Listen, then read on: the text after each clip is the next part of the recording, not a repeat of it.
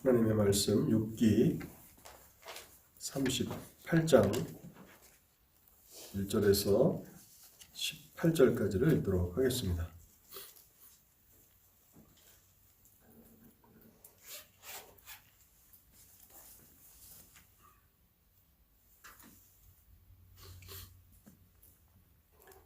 그때 여호와께서 폭풍우 가운데서 욥에게 말씀하여 이르시되 무지한 말로 생각을 어둡게 하는 자가 누구냐? 너는 대장부처럼 허리를 묶고 내가 내게 묻는 것을 대답할지니라.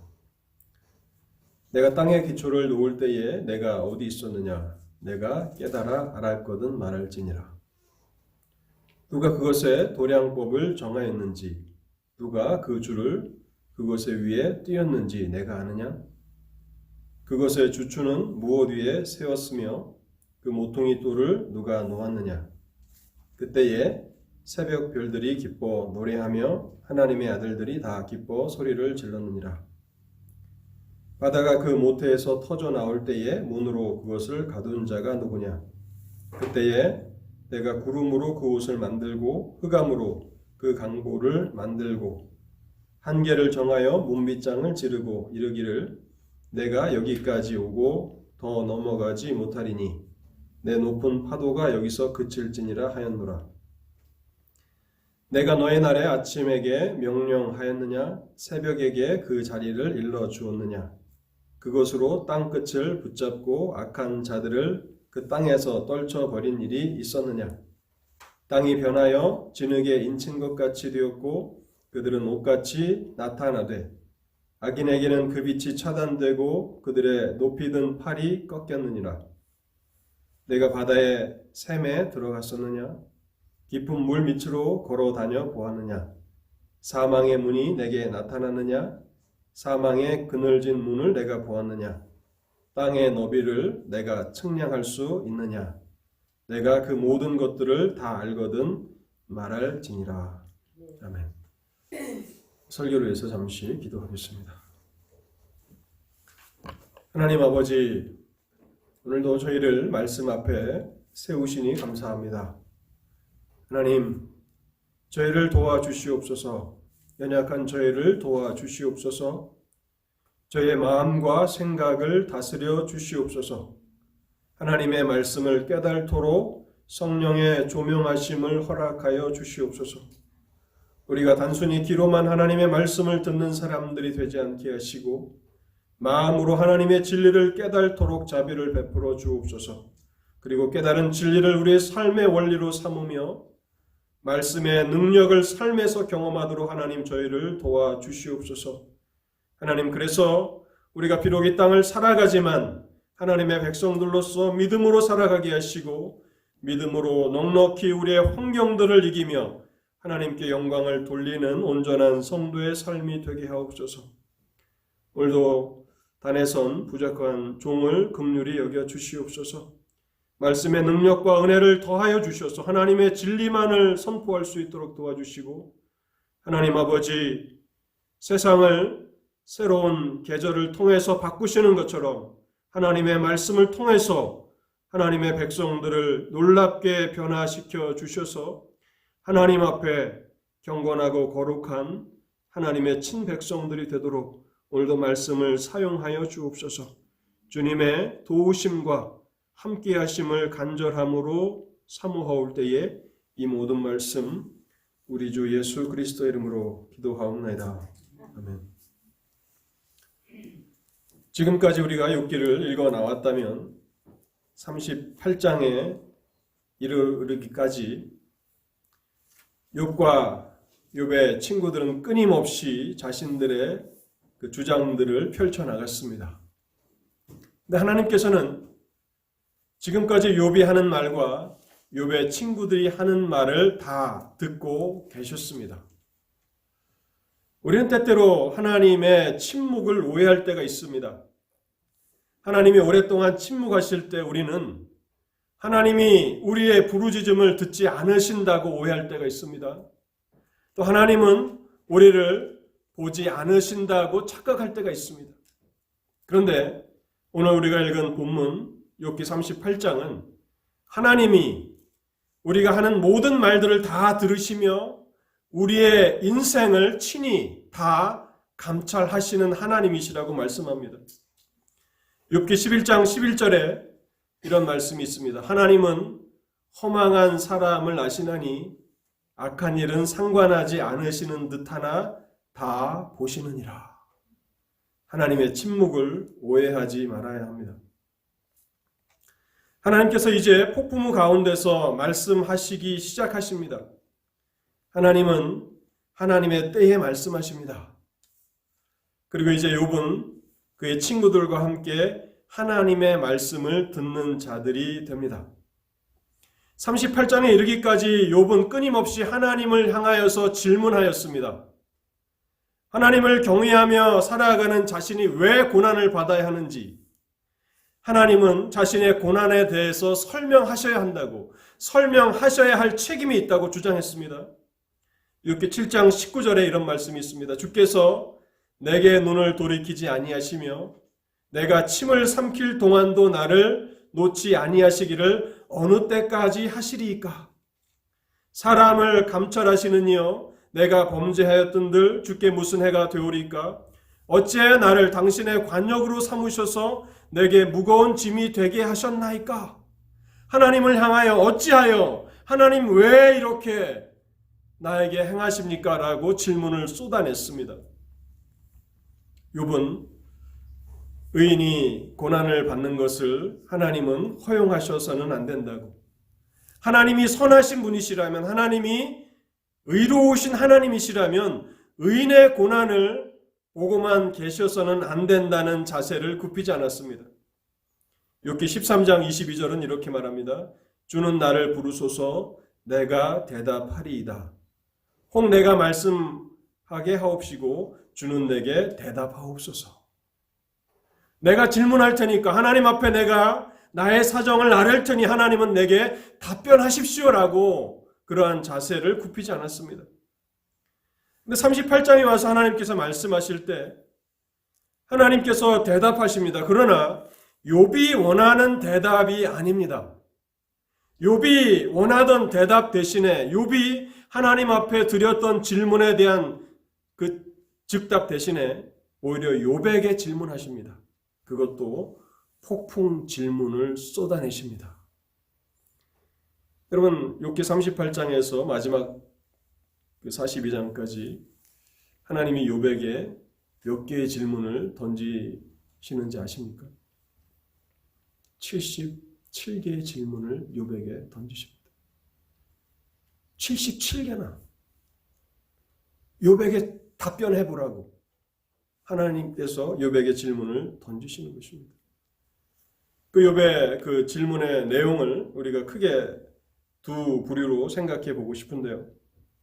첫째는 38장에는 하나님의 창조에 대한 내용을 하나님께서 욥에게 질문하시고, 또 39장은 하나님의 섭리에 대해서 하나님께서 욥에게 질문하십니다. 먼저 창조에 대한 질문들을 생각해 보도록 하겠습니다. 4절에 내가 땅의 기초를 놓을 때 내가 어디 있었느냐? 내가 깨달았거든 말할지니라. 분명히 욥은 욥기 13장에서 하나님께서 자신을 소환하셔서 질문하신다면 내가 대답할 것이라고 말했습니다.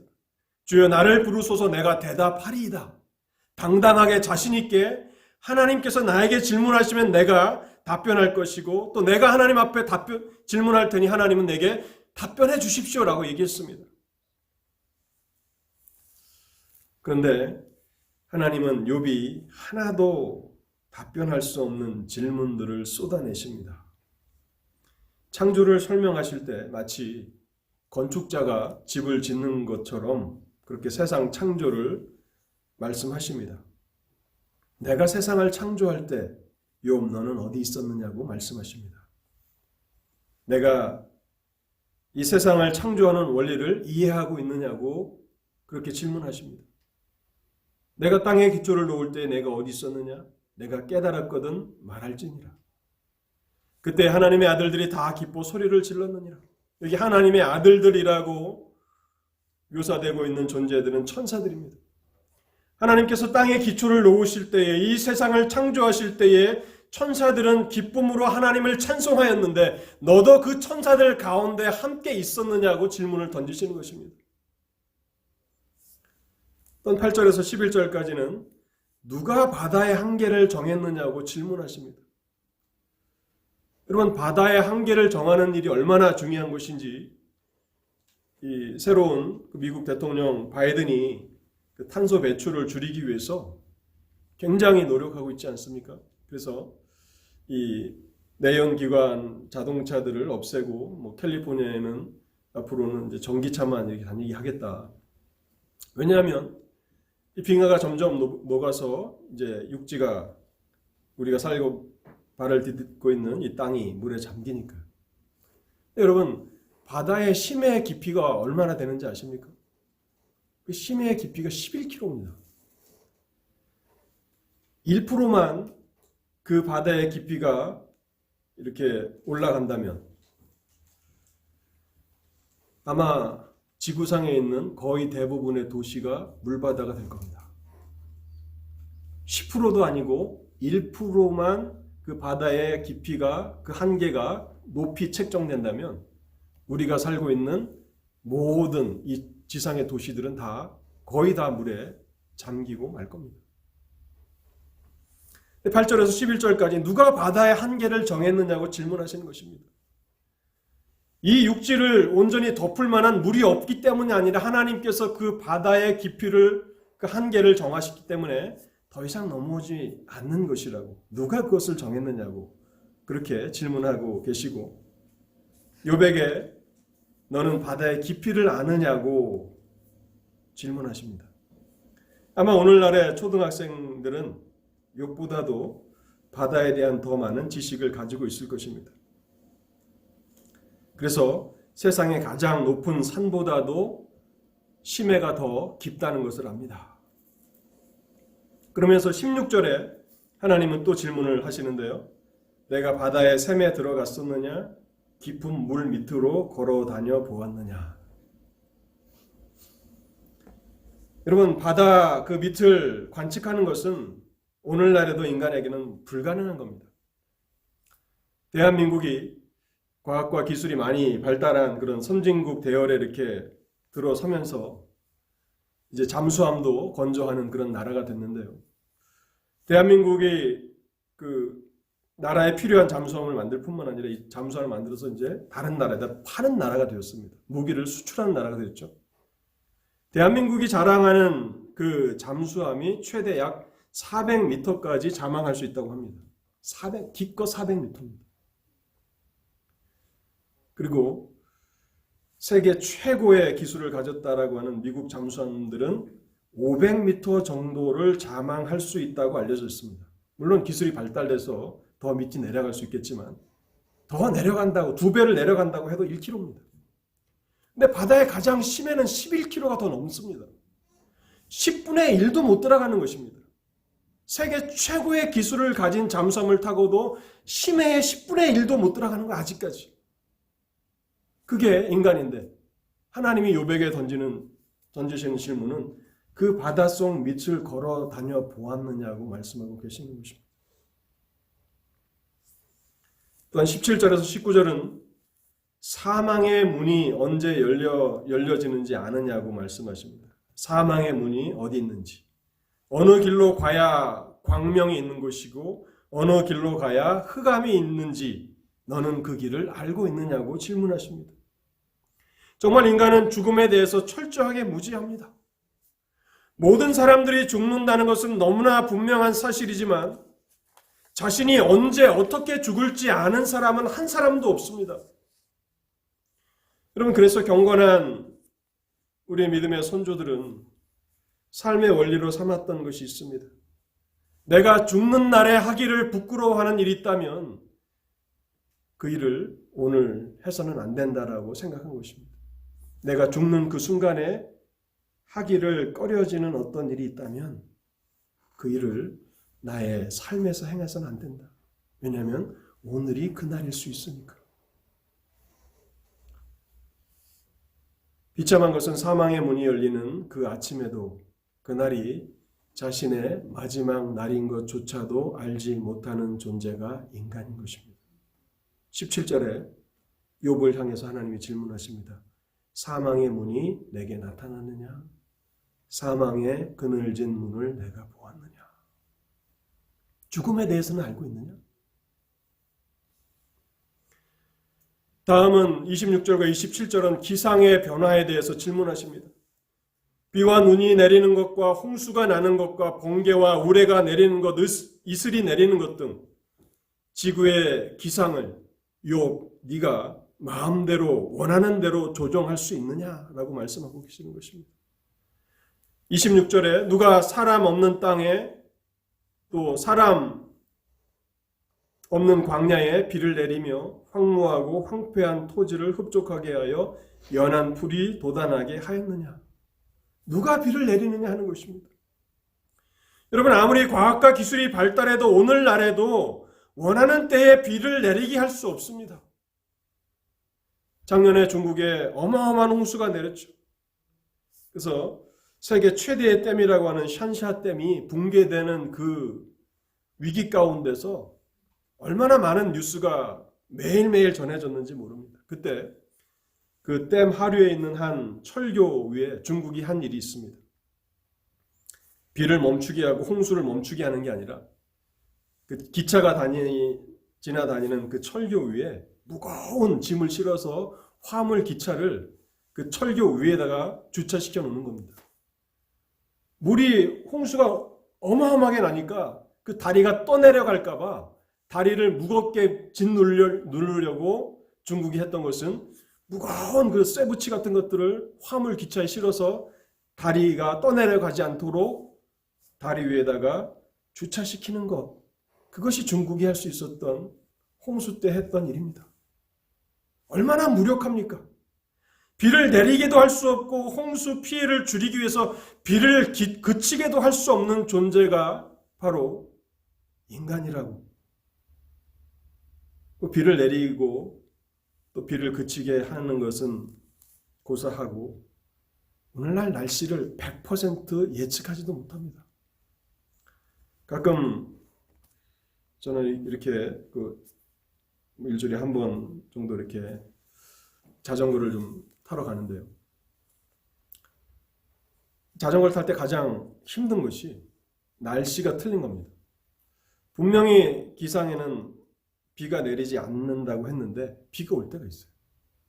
그리고 오늘 비가 온다고 해서 오늘은 좀 이렇게 운동을 좀 하고 싶다 해서 자전거를 타려고 했는데 포기를 했죠. 비가 온다니까. 근데 지내보니까 비가 안 와요. 그럴 때도 있습니다. 여러분, 이것이 자연 앞에 인간이 얼마나 무능한가 하는 것입니다. 그런데 하나님은 그 기상을 자신이 원하는 대로 비를 내리게도 하시고 홍수를 조절하게도 하십니다.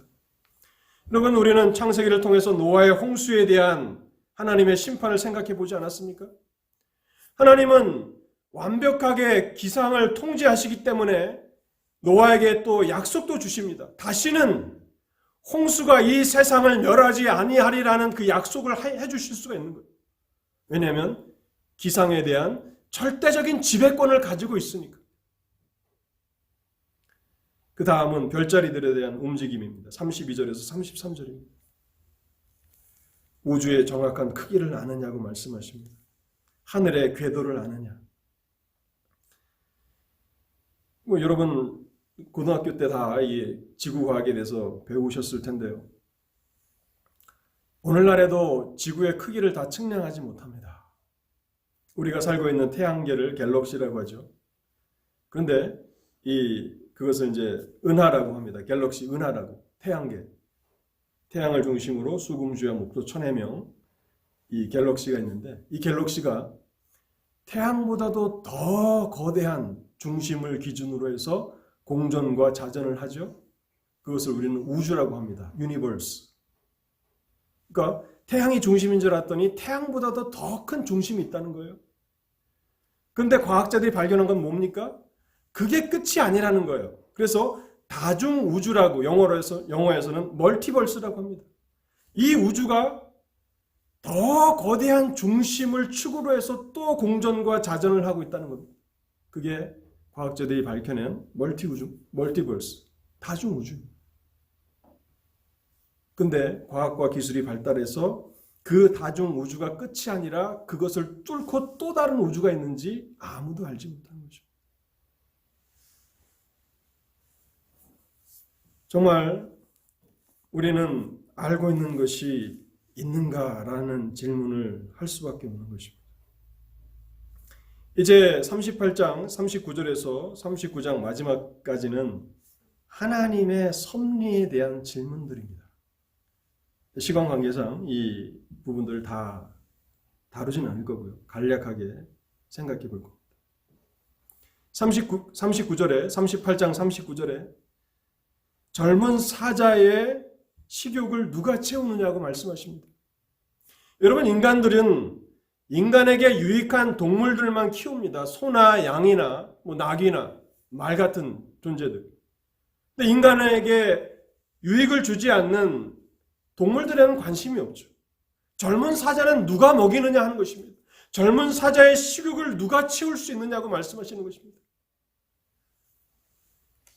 뿐만 아니라 젊은 사자가 그 식욕을 해결하기 위해서 양과 같은 초식 동물들을 잡아먹지 않습니까? 초식 동물들은 사자와 같은 육식 동물들의 한 끼 식사로 사라집니다. 그런데 우리는 그것을 자연의 법칙이라고 말하고 있죠. 아무도 그것에 대해서 항변하거나 거기에 대해서 불이하다고 말하는 사람들이 없습니다. 자연의 법칙이다, 정글의 법칙이다 그렇게 얘기하지 않습니까? 그렇다면 초식 동물들이 사자의 굶주린 배를 채우기 위해서 희생되는 것이 자연의 법칙이라고 하면서 받아들인다면 인간의 삶에 고난과 슬픔이 섞여 있다고 한들 하나님을 향하여 항변하며 불평할 이유가 될 수 있는가라고 질문하시는 것입니다.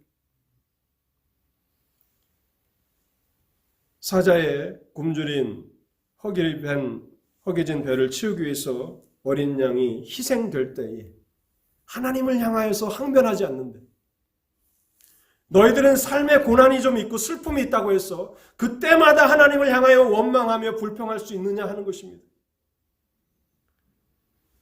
또한 까마귀에 대해서 41절은 이렇게 말합니다. 까마귀 새끼가 하나님을 향하여 부르짖으며 먹을 것이 없어서 호우적거릴 때에 그것을 위하여 먹이를 마련하는 이가 누구냐. 여기는 하나님의 선하심이 나타납니다. 까마귀가 먹이를 달라고 부르짖는 그 자연의 소리를 하나님은 나를 향하여 부르짖는 소리라고 해석하십니다. 하나님을 향하여 부르짖는 소리. 까마귀가 하나님 알까요? 까마귀가 배가 고팠어. 까마귀 새끼가 배가 고파서 까마귀가 부르짖는 그 소리를 하나님은 나를 향하여 부르짖는 소리라고 들으시고 그 까마귀 새끼의 필요를 공급하시는 분이 하나님이시라고 하나님의 선하심을 설명하고 있는 것입니다. 또한 38장, 39장에서 한 동물만 더 생각해보고 다음으로 넘어가겠습니다. 타조입니다. 타조. 39장 13절에서 18절에는 타조가 기록되어 있는데 타조는 아름다운 날개를 가졌지만 날지는 못합니다. 공작새와 같이 아름다운 날개를 가졌다고 하네요. 근데 타조는 말보다 더 빨리 달릴 수 있는 능력이 있습니다. 근데 하나님께서 타조에게 지혜를 주시지 않았어요. 타조에게 총명을 주시지 않아서 타조는 다른 새들처럼 둥지를 만들어서 자신이 낳은 알을 보존하지 못합니다. 마치 자기가 낳은 알을 자기 새끼가 아닌 것처럼 그렇게 대함으로써 자신의 고생한 수고를 헛되게 만들 때가 있다는 것입니다. 17절에 39장 17절에 있는 하나님이 지혜를 베풀지 아니하셨고 총명을 주지 아니함이라. 그럴지라도 타조 또한 하나님의 돌보심 아래에 있다는 것입니다. 타조가 자기 자신이 낳은 알을 보존하지 않을지라도 하나님의 돌보심 아래에 있기 때문에 타조 알이 다 깨어지거나 짐승들의 먹이가 되어서 타조가 멸종하는 일은 벌어지지 않는다는 사실입니다. 그런데 고난을 좀 경험했다고, 삶의 슬픔이 좀 있다고 하나님이 하나님의 백성들을 모른 채 하고 또 그들이 멸망하도록 내어 버려 두신다 하는 것이 가당키나 한 일이냐라고 말씀하고 계시는 것입니다. 타조를 돌보시는 하나님께서 타조보다 훨씬 더 존귀한 하나님의 형상으로 지음을 받은 욥이 고난 가운데 고통 가운데 있을 때 어찌 하나님이 무관심하시겠느냐라고 하는 그 질문을 이 타조를 통해서 던지시는 것입니다. 본문을 통해서 그렇다면 하나님께서 이러한 질문들을 하시는 이유가 무엇인지를 생각해 보도록 하겠습니다. 왜 하나님께서는 이런 질문들을 하시는가? 세 가지 중요한 교훈들을 말씀드리겠습니다. 첫 번째는요, 이 질문들을 통해서 하나님이 누구이시며 사람은 하나님 앞에 어떤 존재인지를 깨달으라는 그런 말씀인 것입니다. 하나님이 누구인지를 깨달으라. 너의 창조주가 어떠한 분인지를 깨달고 그 창조주 하나님 앞에 사람이 어떤 존재인지를 깨달으라는 말씀입니다. 여러분, 종교개혁자 칼빈, 이 개혁교회의 아버지라고 부를 수 있는 칼빈이 27살의 나이에 기독교 강요라고 하는 신앙이 무엇인가 하는 그 책을 썼는데요. 그 기독교 강요라고 하는 그 책을 썼는데 그 책의 1장이 하나님을 아는 지식과 인간을 아는 지식에 대한 것입니다. 창조주 하나님에 대한 지식, 인간을 아는 지식. 이 두 가지가 서로 긴밀하게 연결되어 있어서 창조주 하나님을 알지 못한다면 인간은 자신이 누구인지를 모르고 자신이 누구인지를 알지 못하면 창조주 하나님을 알지 못한다. 그래서 그가 기독교 신앙에 대해서 쓰면서 가장 먼저 다루는 것이 하나님에 대한 지식입니다. 욥은 끊임없이 하나님 앞에 왜라고 하는, why라고 하는, 어찌하여라고 하는 질문을 던졌는데 결국 욥과 그의 친구들은 하나님의 섭리를 이해하는 데 실패했습니다. 욥기가 38장에 이르기까지 얼마나 많은 긴 논쟁들이 있습니까? 그 논쟁들을 통해서 그들은 해답을 발견하지 못했습니다. 하나님께서는 이제 그들의 접근 방식이 틀렸음을 가르쳐 주십니다. 왜? 라고 질문할 것이 아니라 누구라고 하는 질문을 던져야 한다는 것입니다. why가 아니라 who라는 것입니다. 하나님이 누구이신지를 알고 사람은 하나님 앞에서 어떤 존재인지를 먼저 알아야 한다라고 말씀하시는 것입니다.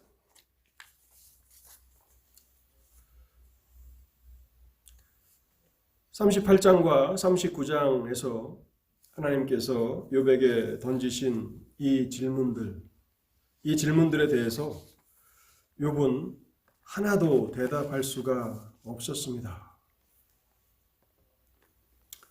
40장 3절과 5절을 제가 한번 읽어보겠습니다. 욥기 40장 3절과 5절.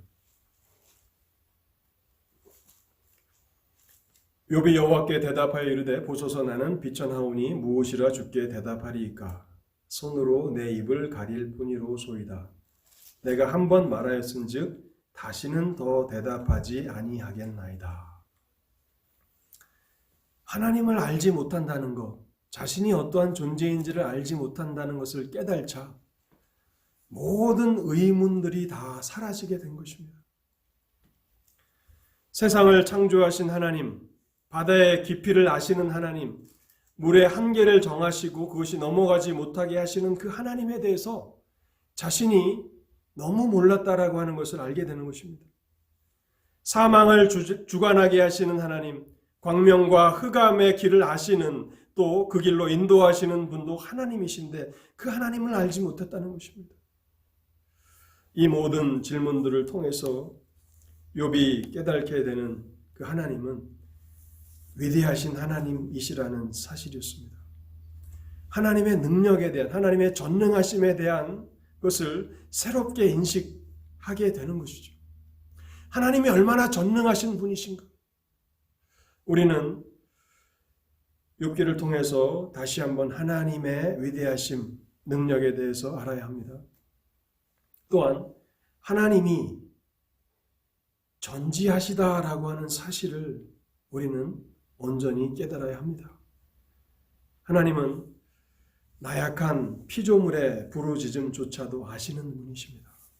그래서 하나님이 모르시는 것이 없는, 모든 것을 다 아시는 전지하신 하나님이시라고 하는 사실, 또한 하나님이 선하신 분이시라고 하는 사실, 하나님은 피조물들의 필요를 아실 뿐만 아니라 그 필요를 친히 공급하시는 선하신 하나님이시라고 하는 이 사실을 알라는 것입니다. 그렇다면 이런 질문을 던져볼 수 있습니다. 욥은 고난 이전에 하나님을 알지 못했습니까?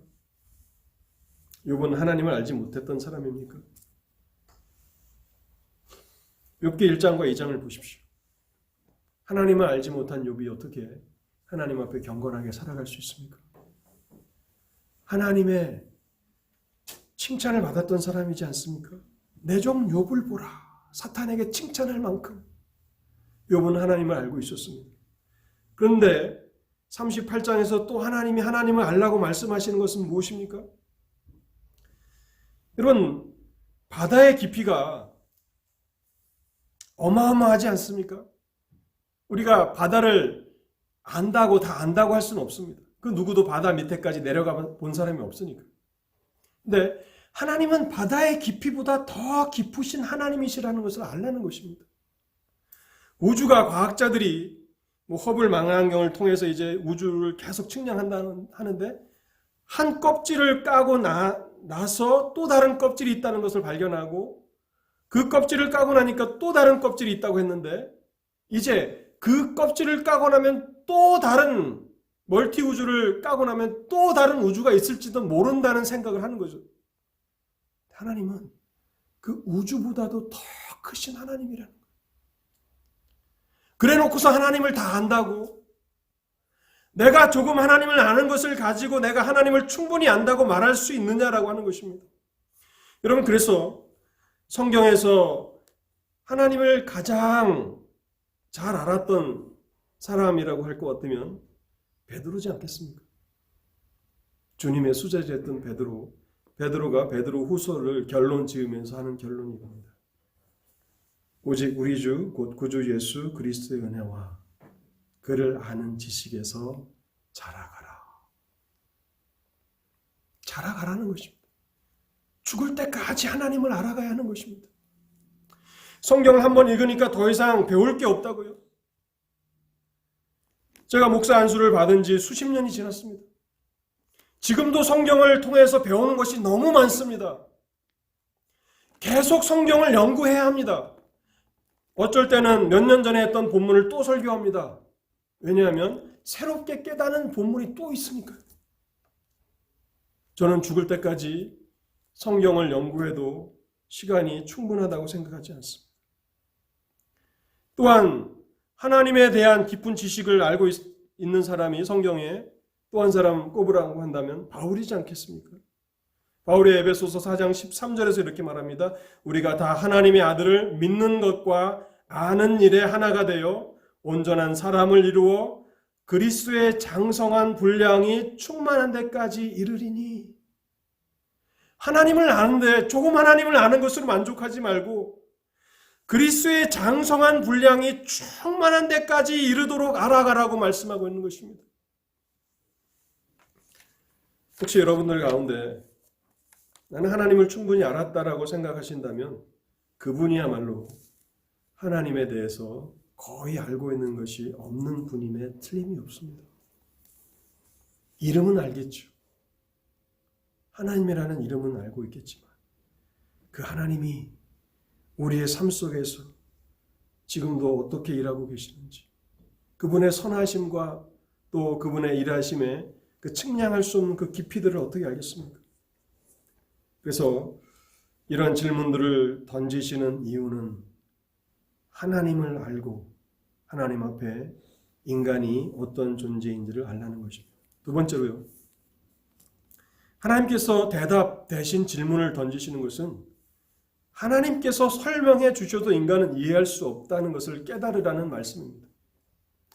우리는 자꾸 설명을 요구합니다. 하나님 왜 이렇게 됐습니까? 우리에게 설명해 주십시오. 그런데 하나님께서 창조를 언급하시는 것은, 또 바다를 언급하시고 날씨를 언급하시는 것은 이 세상에 대한 일들도, 너희들이 발을 딛고 살아가는 이 세상에 관한 일들도 다 이해하지 못하는 것이 사실이지 않느냐? 그렇지 않습니까? 우리가 하늘을 보지만 우주를 이해합니까? 과학자들이 하는 말이 맞는지 틀리는지 어떻게 증명합니까? 그렇다고 하니까 믿는 거죠. 근데 하나님은 어떤 분이십니까? 보이는 세상뿐만 아니라 보이지 않는 영적인 세계에 이르기까지, 천상 세계까지 하나님의 통치력이 미치시는, 하나님의 통치 범위 안에 들어오시는 하나님이시지 않습니까? 그 하나님의 섭리를 이해할 수 있다고, 감히 나의 섭리를 이해할 수 있다고 말할 수 있느냐라고 하나님이 도전하시는 거예요. 보이는 세상의 일들도 이해하지 못하는데, 보이지 않는 욥기 1장과 2장에서 천상 세계를 잠깐 보여주셨잖아요. 천사의 존재와 사탄의 존재와 하나님의 섭리의 존재를 설명하면 이해할 수는 있느냐라는 것입니다. 마치 초등학교 1학년 학생이 이제 덧셈과 뺄셈을 공부하고 있는데, 고등학교 가장 어렵다고 하는 미분과 적분을 가르치면 이해할 수 있겠습니까? 제가 고등학교 다닐 때 가장 어려운 수학이 미분과 적분이었던 걸로 알고 있습니다. 그리고 수업 학급에 상당수의 학생들이 그냥 이해하기 힘들다고 포기한 학생들이 수두기를 굉장히 많았어요. 그런데 초등학생에게 미분과 적분을 이해시킬 수 있습니까? 불가능한 것이죠.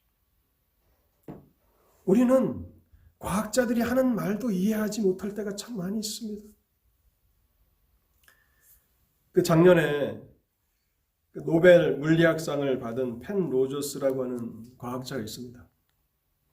독일 과학자하고 또 미국의 UCLA 물리학 교수하고 또 다른 그 3명이 2020년 노벨 물리학상을 받았는데, 그들의 업적이 무엇인가를 보니까 블랙홀을 찾아냈다는 거예요.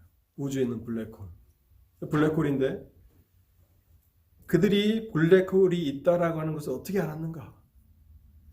아인슈타인의 상대성 원리를 전적으로 의지했다고 얘기합니다. 그래서 아인슈타인의 상대성 원리를 그들이 확신했기 때문에 반드시 우주에는 블랙홀이 있을 거라고 연구한 끝에 결국 찾아낸 공로로 노벨 물리학상을 받았습니다. 그런데 저를 비롯해서 아마 여기 물리학을 전공하지 않은 사람들은 아인슈타인의 상대성 원리를 이해 못합니다. 제가 정신대학원에서 공부할 때 조직신학 그 교수님, 석학이죠. 굉장히 탁월한 석학이셨는데 그분이 한번 그런 얘기를 하셨어요. 수업 시간. 자신의 제자들 가운데 물리학을 전공한 제자가 있어서 개인적으로 불러서 아인슈타인의 상대성 원리를 설명해 봐라 했는데, 그 노 교수님이 어린아이처럼 껄껄 웃으시며 도대체가 무슨 얘기를 하는지 내가 이해를 할 수가 없다, 실토를 하시는 거예요. 전공자가 아니면 이해하지 못합니다. 우리가 알지 못하는 것이 이 세상에 가득 차 있습니다. 그런데 욥은 하나님 앞에 설명을 요구하고 있는 것입니다. 그것이 얼마나 불합리한가 하는 것입니다.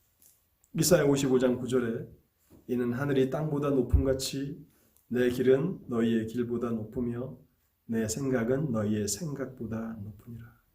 이사야 55장 9절 말씀입니다. 하늘이 땅보다 높음같이 내 길과 내 생각은 너희보다 훨씬 높으니라. 땅에 발을 딛고 살아가는 비천한 피조물인 너가 내가 우주와 보이지 않는 저 천상의 세계까지를 다스리는 이 통치의 원리를 이해할 수 있다고, 그것이 얼마나 교만한 것인지를 깨달으라고 말씀하고 계시는 것입니다. 마지막 이 질문을 통해서 하나님께서 깨닫기를 원하시는 것은요, 이제 하나님의 능력과 지혜와 선하심을 안다면 어떠한 환경 가운데서도 하나님을 의심치 말라는 것입니다. 어떤 고난 가운데서도 하나님을 의심치 말고 너의 문제를 나에게 맡기라고 말씀하십니다. 눈에 보이는 세계뿐만 아니라 보이지 않는 세계까지도 완벽하게 통치하시는 전능하신 하나님께 인간 세계를 들으시고 아실 뿐만 아니라 광야의 사람들의 손길이 미치지 않는 생명들의 필요까지도 다 듣고 아시는 전지하신 하나님께, 또 피조물들의 필요를 아실 뿐만 아니라 그 필요를 친히 공급하시는 선하신 하나님께 이제는 욥 너의 문제를 나에게 맡겨도 되지 않겠느냐라고 말씀하시는 것입니다. 너의 인생을 나에게 맡겨도 좋지 않겠느냐.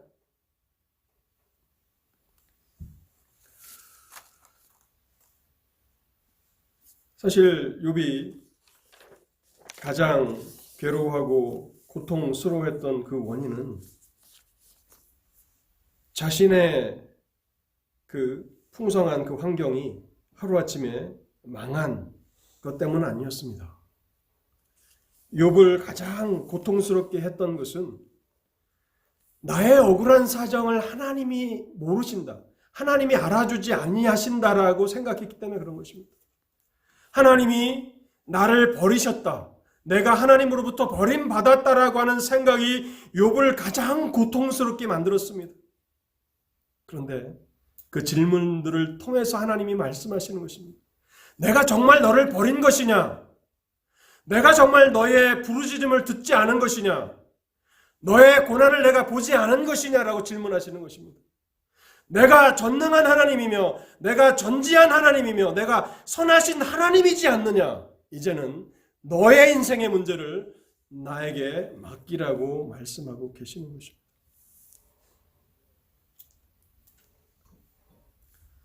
마태복음 6장에서 예수님께서 같은 진리를 말씀하셨죠. 공중의 새를 보라, 심지도 않고 거두지도 않고 창고에 모아 들이지도 아니하되 너희 하늘 아버지께서 기르시나니 너희는 이것들보다 귀하지 아니하냐. 하나님을 의심치 말라는 것입니다. 의심할 수밖에 없는 그런 환경 가운데 사탄이 끊임없이 우리를 향하여서 우리를 유혹하죠. 하나님이 공의로우신 분이시겠느냐? 하나님이 전능하신 하나님이시겠느냐? 하나님이 정말 선하시고 자비로우신 하나님이시겠느냐라고 끊임없이 우리를 격동시킬 때에도 하나님을 의심하지 말라는 것입니다. 왜냐하면 우리는 하나님이 하시는 일들을 다 알지 못합니다. 그래도 그것을 끝까지 붙들고 가라고 말씀하시는 것입니다. 여러분, 믿음은 무엇입니까? 믿음은 하나님께서 행하시는 일들을 다 이해하기 때문에 하나님을 신뢰하는 것이 아닙니다. 우리의 미래는 여전히 어둠 속을 걷는 것 같을 것입니다. 어두운 동굴을 걸어가는 것처럼 캄캄할 것입니다. 그럼에도 불구하고 성도들이 믿음으로 살아가는 것은 한 가지 분명한 확신이 있기 때문에 그런 것입니다. 내가 섬기는 하나님은 전능하신 하나님이시며 내가 섬기는 그 하나님은 나의 신음소리도 들으시고 나의 고통을 아시는 분이시라고 하는 전지하신 하나님이라고 하는 확신과, 하나님은 까마귀 새끼의 부르짖음조차도 하나님을 향하여서 부르짖는 것이라고 해석하시는 선하신 하나님이시라고 하는 그 확신이 있기 때문에 어둠 속에서도 하나님을 확신하며 걸어가는 것입니다. 그리고 욥과 같이 장차 우리가 하나님의 영광을 볼 때에 하나님의 얼굴을 가까이에서 얼굴과 얼굴을 대하여 볼 때에 우리가 지상에서 가졌던 많은 그 의문들과 질문들은 다 사라지게 될 것이고 하나님의 영광을 보는 것으로 만족하게 될 것이라고 하는 확신을 가지고 살아가는 것이 믿음으로 살아가는 것입니다. 오늘 욥기를 통해서 하나님께서 우리에게 또 동일한 질문을 던지십니다. 너희는 나를 충분히 알았다라고 감히 말할 수 있느냐? 나의 하나님을 아는 그 지식의 깊이가 있느냐고 우리에게 말씀하십니다. 끊임없이 하나님을 알아가십시오. 하나님을 알아야 내가 누구인지, 인간이 어떤 존재를 압니다. 뿐만 아니라 우리는 하나님의 그 섭리를 이렇게 하라 저렇게 하라고 조언할 자격조차도 없는 그러한 연약한 존재인 것을 깨달아야 합니다. 우리는 하나님이 설명하셔도 이해할 수 없는 무능력한 존재입니다. 설명을 요구하지 마십시오. 믿음으로 하나님의 명령을 수행하십시오. 또한 어떤 환경 가운데서도 하나님을 의심치 마십시오. 하나님을 의심할 수밖에 없는 환경 가운데 내던져진다 할지라도 욥기는 그것을 말하는 것입니다. 하나님이 나를 버리셨다. 하나님께 버림을 받았다라고 하는 환경이 우리의 환경일 수 있다라고 욥기는 가르치는 것입니다. 그런 환경 가운데 내던져져도 하나님을 의심치 말라고 믿음으로 살아가라고 말씀하십니다. 이와 같은 믿음을 하나님께서 우리 모두에게 허락해 주시기 바랍니다. 기도하겠습니다. 하나님 감사합니다. 오늘도 저희들에게 진리를 들려주시니 감사합니다. 우리가 들은 이 진리가 단순히 한번 머리로 이해하고 잊혀지는 그러한 진리가 되지 않게 하시고 하나님 우리의 신비에 새겨 주시옵소서. 하나님만이 이 진리를 우리의 마음에 새기실 수 있나이다. 연약한 종은 하나님의 진리를 전하는 것으로 소임을 마쳤지만은 이제는 성령께서 일하실 때이옵나이다. 성령께서 말씀과 함께 말씀을 통하여 일하여 주셔서 이 진리가 사랑하는 성도들의 신비에 새겨지게 하시고 그래서 늘 하나님을 믿음으로 영화롭게 하는 온전한 성도의 길을 걷게 하옵소서. 혹시 욥과 같이 극한 환난 가운데 있는 성도들이 이 말씀을 듣고 있다면 하나님 그들이 지금까지 오해했던 모든 오해들이 풀리게 하시고 여전히 하나님은 전능하시며 여전히 하나님은 우리의 모든 것을 아시는 전지하신 하나님이시며 여전히 하나님은 선하신 분이심을 흔들림 없이 우리의 인생의 마지막까지 확신하며 나아갈 수 있도록 믿음을 강하게 하여 주옵소서. 그래서 이 세상에서는 다 이해하지 못한 그 모든 의문들이 우리가 하나님 앞에 가까이 설 때에 눈 녹듯 다 의문들이 사라지고 하나님의 영광을 보는 즐거움이 충만한 그런 복된 인생으로 우리를 이끌어 주옵소서. 우리 주 예수 그리스도의 이름으로 기도하옵나이다. 아멘.